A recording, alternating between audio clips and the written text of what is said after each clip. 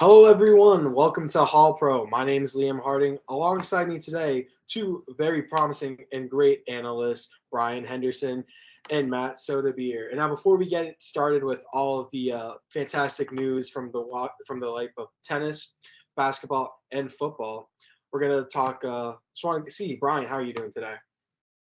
I'm doing good. Happy to be back on Hall Pros my second time on, and it's always a pleasure. All right. Yep. Looking forward to all the stuff that we're gonna talk about. And Matt, how about you? How are you doing today? I'm doing good, getting ready to go back to school. Yeah, I think a lot of us are either dreading or being very happy we're going back. Jury's still out on that one. I don't know if I'm happy to go back, but I'll be happy to be able to do some more Pirate TV. So we're gonna get things started with Serena Williams. Big news on the tennis court. Serena Williams has called it quits to her illustrious career.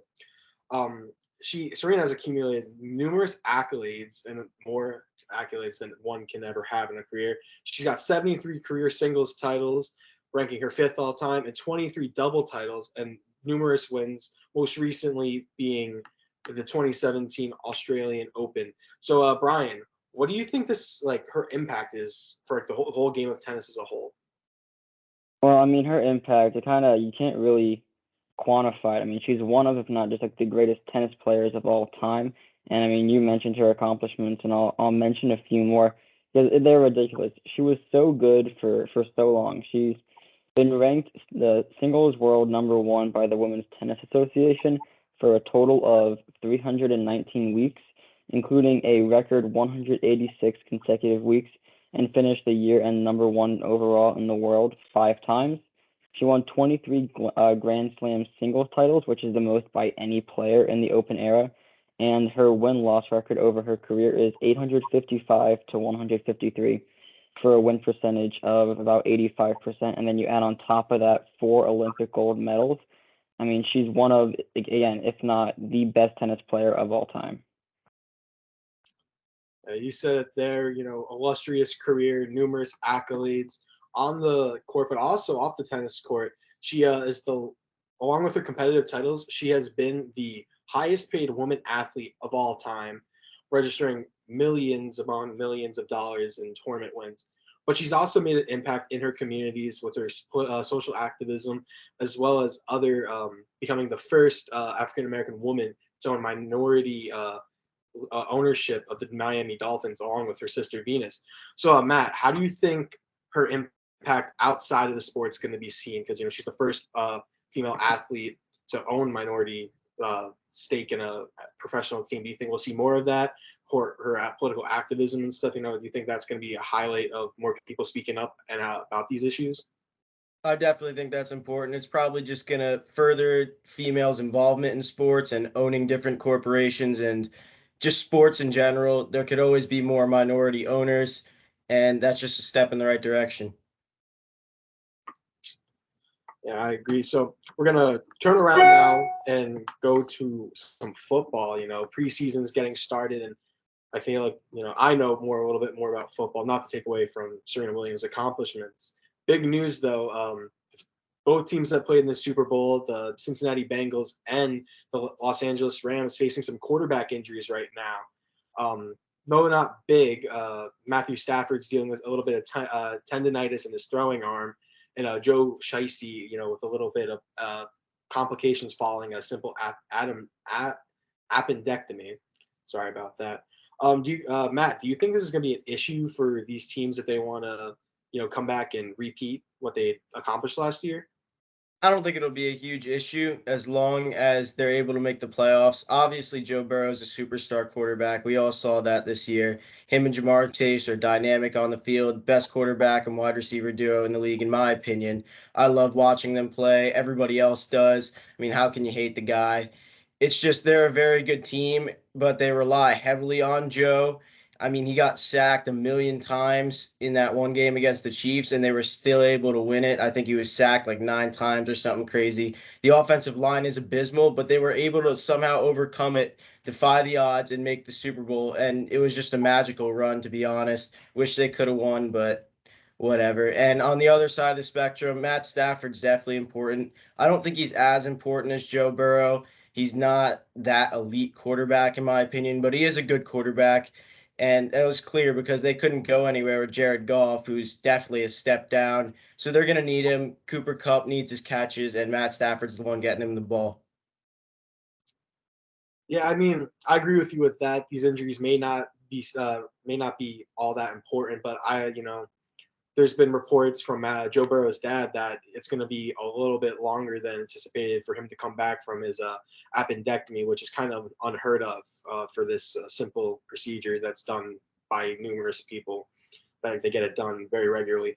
I feel like the tendonitis is more of an issue with Matt Stafford because it's in his throwing arm. Not being able to have that zip to the ball, it's going to really hurt.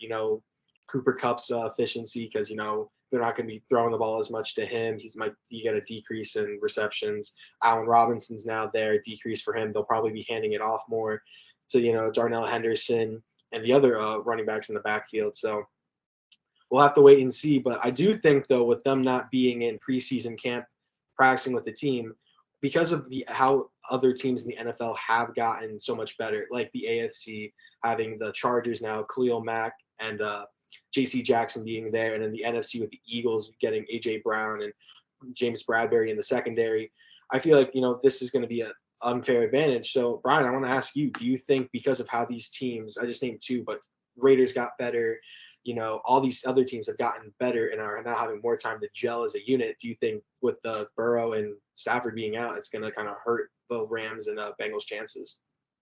Yeah, no, I absolutely do think that because at least with the Bengals, let's talk about Joe Burrow first.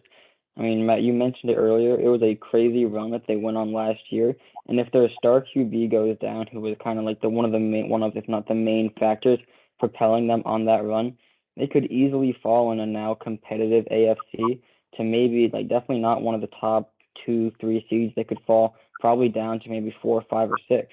And then with the Rams, the Rams depth chart at QB is not very good. Their backup is John Wolford, and their third is Bryce Perkins. So if Matt Stafford goes down for like a significant amount of weeks or even like half of the season, I don't know if their offense is going to be as good. They still have a ton of weapons receiving wise, but if they don't have a good QB who can get the ball to Cooper Kupp, to Odell if he comes back healthy, they're going to have to rely a lot on Darrell Henderson, who's been all right, and then Cam Akers, who played well coming off an injury, but is still a young, unproven talent coming off like a pretty serious injury. So I am worried about the Rams because, like you mentioned, tendonitis is no joke, and I mean they need Matt Stafford to be healthy if they are going to try and repeat. And I think, like I said earlier, if Matt Stafford gets hurt and he misses a couple of weeks, or even like if he goes down for most of the season with tendonitis, I don't know. The Rams, I don't think they'll miss the playoffs, but I think they'll have to sneak into like the wild card or something. Yeah, I agree with you there. I mean, Matt kind of touched upon it when he talked about Jared Goff being on the Rams. And Jared Goff is definitely not the same quarterback as Matthew Stafford, but I feel like a healthy Jared Goff is like kind of the same as Matt Stafford with the tendonitis. They both can't really throw the ball as well. I mean, Jared Goff just can't because it's Jared Goff, but Matt Stafford at least has the capability and the ability to throw very well. So I do think this is going to hurt them, and I do think they'll make it to the wild card if he's out for a significant amount of time. Hopefully that doesn't happen, but the Rams have an easier chance of making the playoff through the division with the 49ers being all right. We have to see how Trey Lance does. The Seahawks being abysmal with either Geno Smith or Drew Lock at quarterback, and then the Cardinals, they're not that good for the entire season. But Matt, I want to hear what your thoughts are. Do you think that more teams will kind of come in and take over, where these AFC and NFC champions are gonna like fall off? Do you think that more teams are gonna give them more run for their money, or what are your thoughts? I'm going to go with the Rams coming out of the NFC. So to answer your question, I'm going to go with no. I think the Bucks are also going to be very good since they added Russell Gage and Julio Jones, although Ryan Jensen went down, which may affect them. So I do have the Rams going to the Super Bowl. On the AFC side, there are a lot of very good teams. I have the Bills coming out of the AFC who haven't made the Super Bowl yet, but they've been very close. Obviously, we saw the great game with the Chiefs, very competitive. But there will be some very, very good teams in the AFC, especially in that division with the Chiefs, Broncos, Raiders, Chargers. There's a lot of competition there. I got the Chargers going into a wild card spot, but the Broncos, led by Russell Wilson, are also a very talented team. And Devontae Adams reunited with Derek Carr, his old college quarterback. Darren Waller is also a beast. So you really don't know what's going to happen there, and a lot can happen. Lamar Jackson, what if he has a bounce back season? The Ravens are very good. Could they possibly overtake the Bengals as the winner of that division? That's a possibility too. I think it's going to be a lot of shaking up right now. Awesome. Now, we go to school in New Jersey, and although these two teams play in New Jersey, they are New York's teams. But I'm talking about the Jets and the Giants. Both made some offseason changes. The Jets added some offensive firepower to Zach Wilson, showing their faith in the second-year signal caller. And the Giants, new coaching changes and such, new general management changes. Who between you two, what do you guys? I'm gonna start with Brian. Who do you think's under the hot seat or has the bigger pressure on them, the Jets or the Giants?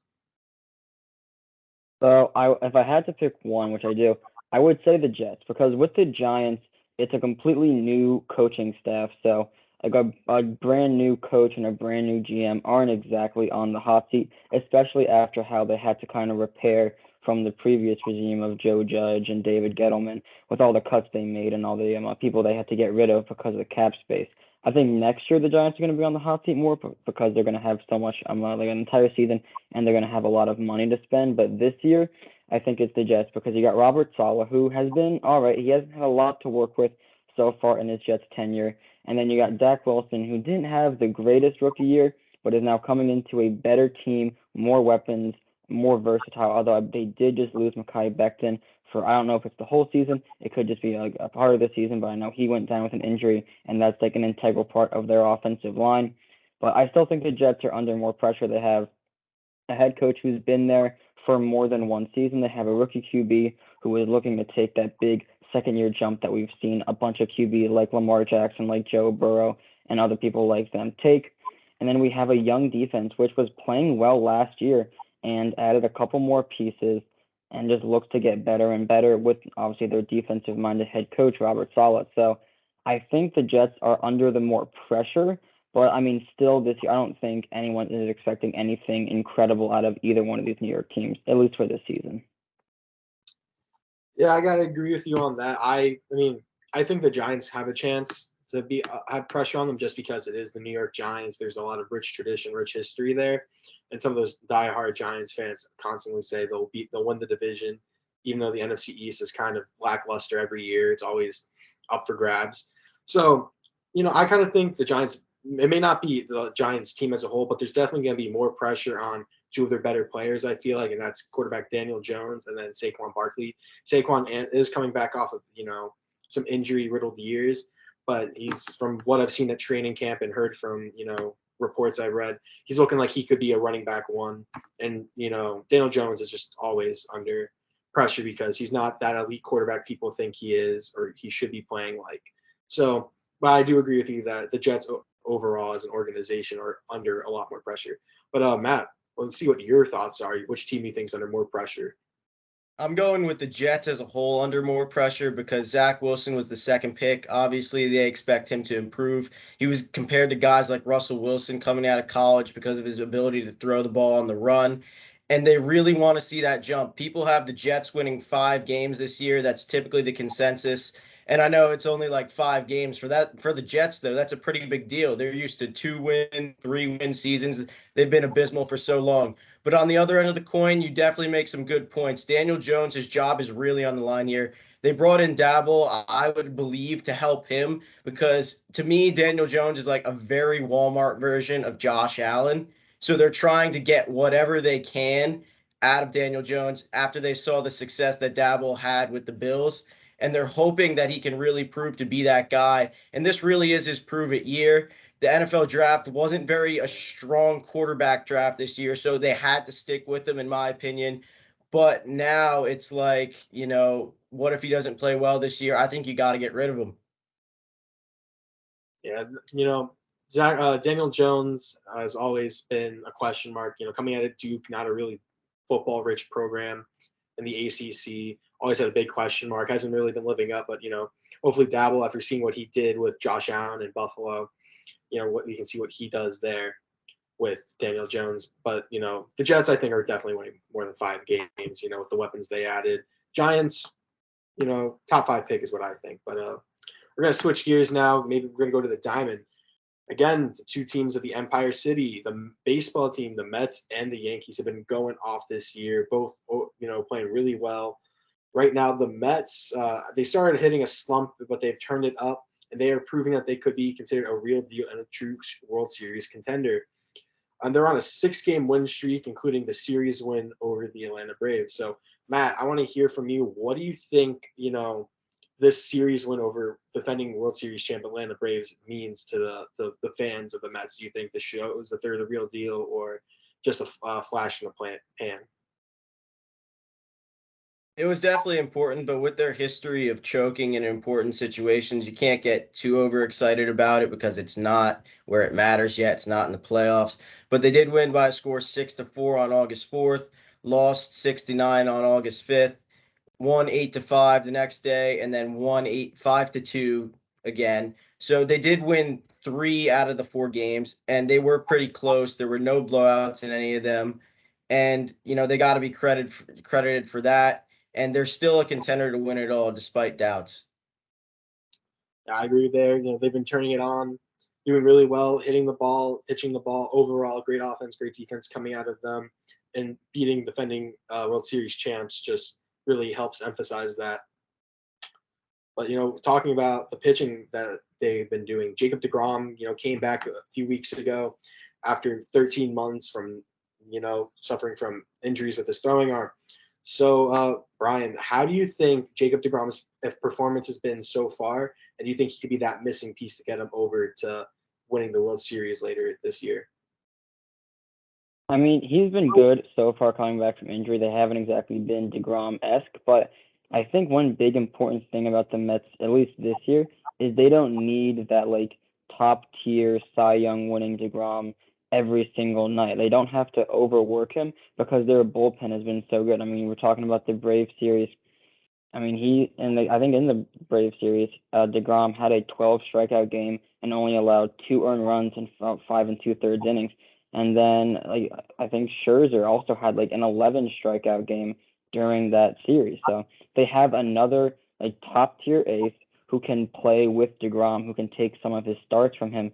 So they don't have to rush him back.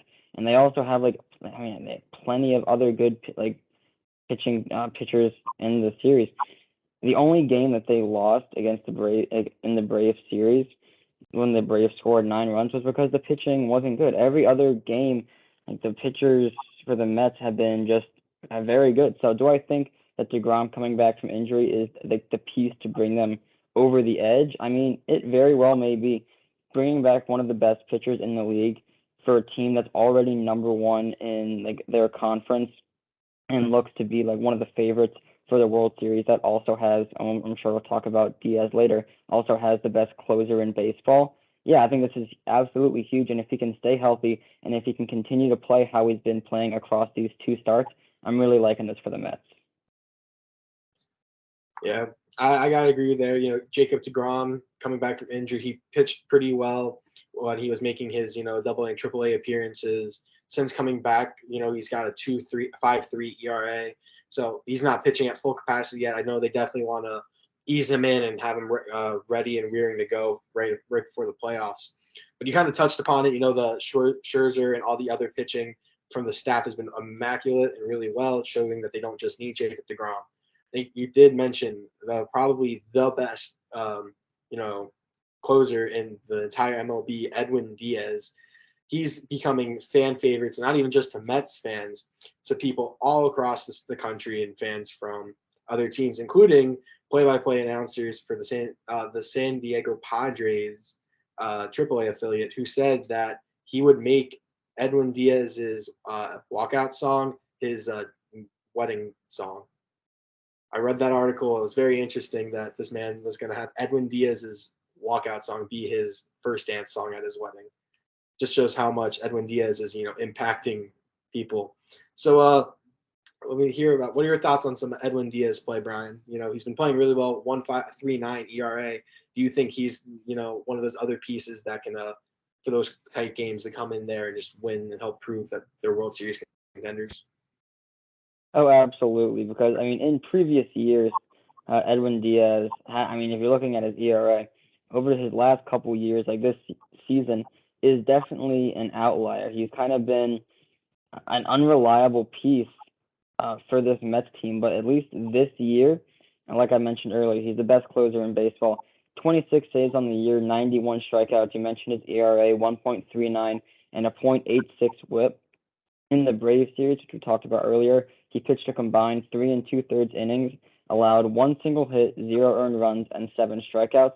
And if I got the numbers right, he hasn't allowed an earned run since June 18th against the Marlins, which was a couple months ago. I looked it up. It's about 54 days ago was the last time he allowed an earned run in one of his saves. So to have that kind of guy in your bullpen who you can throw out every couple of days to pretty much just completely shut down a team if they look like they're going to come back. That is absolutely huge to have towards the end of the season, and especially when you get into the playoffs when things really start to matter. Yeah, Edwin Diaz. I feel like he might have been this. You said it was an outlier this year. I feel like when you play for a team that it could be baseball, football, hockey, doesn't matter, but just the name New York. New York's the number one sports capital of the world. I feel like. So I feel like that pressure of New York, kind of got to other players, including former Yankees player Joey Gallo. Um, so I feel like he finally found his rhythm, found that the pressure of New York isn't as big of a deal as he thought, and he's just performing really well. I feel like he is definitely the best closer in baseball. Shifting gears to the other MLB team, the Yankees, kind of been hitting a rough patch for a little bit. They lost yesterday to the Mariners, and are after previously having a 5-game losing streak. Um, they've been dealing with injuries this year, but they're only one game, I believe, back before having the record tied with the Houston Astros. So, Matt, do you think the Yankees need to worry a little bit, or you think it's just like rough skid, they'll get through it? It is a little bit worrisome because they just got rid of Joey Gallo, who you just mentioned, that was struggling throughout the year, and they picked up Benintendi along with other key pieces like Frankie Montas, but they're still not doing as well as they were earlier in the season. I wouldn't rate it like a 10 on a scale of 1 to 10 on the worried scale, but I'm not turning a blind eye to it either. Yeah, the Yankees always been a consistent team. I think this could turn into something worrisome as the games go on. I mean, they did lose the series to the Cardinals, which I think is kind of a big deal. Cardinals having 60 wins right now. Not really the best team in the entire, league, but Brian, what are your thoughts? Is this worrisome, or Yankees nothing to worry about? I mean, yeah, I'd definitely be a little bit concerned about the Yankees for a little while there, like a couple of weeks ago, probably. They looked almost unstoppable, but with injuries and poor play, I think they can be in a bit of trouble. However, their schedule is somewhat friendly for the rest of the season. A lot of the teams they play aren't exactly the best. However, they do have to play the Mets, the Twins, the Blue Jays, the Rays a couple of times, and the Orioles. And all of those teams are either competing for the playoffs or, in the Mets' case, pretty much already have that top spot locked down. And we'll talk about more later about who needs to step up for on this Yankees team. But I feel like they can rebound. But if people don't get healthy kind of relatively quickly, I think that they could be in a bit of trouble come playoff time. Yeah, I definitely feel like the trouble can continue, especially of how injury prone it's kind of seems like they've been. Giancarlo Stanton's been a little injury prone this season. Hasn't been out there that much. Aaron Judge was had a few injuries, and the most recent injury being Matt Carpenter. He's currently on the 10-day injury list, but it could be a lot more. He broke his ankle. It was a clean break during the Mariners game on yesterday or the day before. I don't currently remember, but the outfield dealing with a lot of injuries. Just naming three of their guys. I think that could turn into something worrisome, especially later in the postseason run where other teams are a lot deeper. So, what do you think, Brian? They would have to do to kind of combat this, having injuries? Do you think the pitching has to be playing a little bit better, or do you think that this guy have the bats swinging and just get more runs? Well, one player that comes to mind when you're talking about if you need someone to step up, I think they need to step up regardless, but especially with the Carpenter injury, is Aaron Hicks. I mean, he's batting, it looks like 222 with 41 runs, 6 homers, and 32 RBI. But I mean, over his last 6 games, like combined with this Cardinal series and so far in this Mariners series, he's 419 with 2 runs and 1 RBI. And I mean, batting 220, he's been batting 222 with those kind of numbers in New York, playing for the bigger New York team. I mean, it's going to pull a lot of eyes in your direction, and you're going to get a lot of scrutiny from the New York media and from the fan base. Now, when Harrison Bader returns from injury, I believe that he can be a big help. I mean, I'm saying to Stan, obviously, but really all I think Aaron Hicks needs to do is step up for a week or two until the main batters are healthy enough to return to the plate and get their at-bats. But until then, Aaron Hicks needs to play better. He needs to start batting above 222, at least, again, for this couple weeks. Yeah, I 100% agree with you about Aaron Hicks needing to step up at bat, especially with the amount of injuries to their hitters in the lineup. And I especially think he needs to kind of like step it up also in the field. He's although only real consistent one right now, like playing wise. Even before the trade deadline with Joey Gallo, he was still playing a lot better than Joey Gallo. Because anywhere you turn, you'd see the TV and it'd say Joey Gallo not playing well. Aaron Judge, home run, but he's injured. Giancarlo Stanton being injured. So I definitely agree with you, Brian. But Matt, I'm going to ask you: do you think it's a similar thing that Aaron Hicks needs to step up and wait until the batters get back? Not just him. Other players to step up batting, or do you think maybe the pitching staff can do something a little different to kind of keep them in the games if they keep going on this skid?